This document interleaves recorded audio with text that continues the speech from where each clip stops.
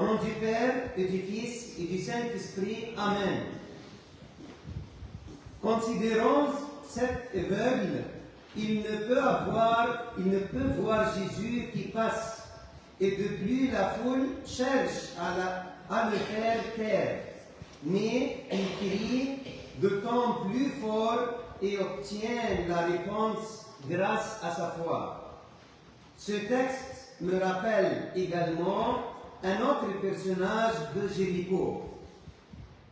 Zachée, le publicain, qui savait que Jésus passerait par là, voulait le voir, mais il était de petite taille, alors il décida de grimper sur un arbre pour voir Jésus. Et aujourd'hui, ces deux personnages, à Jéricho, symbole du mal dans l'Ancien Testament, entendent parler de Jésus, malgré les obstacles qui les séparent de Jésus. L'aveugle de l'évangile d'aujourd'hui, le groupe le gêne et veut qu'il se taise et ne parle pas à Jésus. En raison de la petite taille de Zachée, le groupe entoure Jésus et crée une barrière entre lui et Jésus.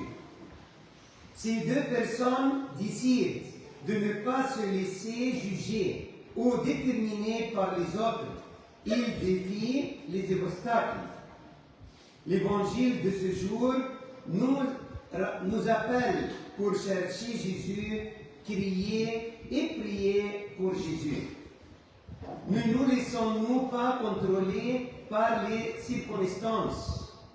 À ceux qui ont abandonné Jésus et n'ont pas investi des efforts pour le trouver en raison de leurs préoccupations et leurs travaux. Sachez que tout cela est éphémère et ne durera pas. Quiconque prend sa faiblesse ou son défaut comme excuse ne sera nullement justifié. Donc, chacun de nous est responsable de ses décisions concernant sa destinée et son salut. Mes chers, Jésus passe encore maintenant près de toi, apportant le salut. Ne te laisse arrêter ni par ton incapacité naturelle, ni par les formes d'une fausse religion qui, comme cette foule, empêche de voir Jésus comme il est, non plus par la crainte de l'opinion des autres. Le Maître t'appelle par ton nom aujourd'hui. Je dois rester aujourd'hui dans ton cœur. Il veut vous dire aujourd'hui, votre foi vous a sauvé. Vas-tu le laisser passer? Amen.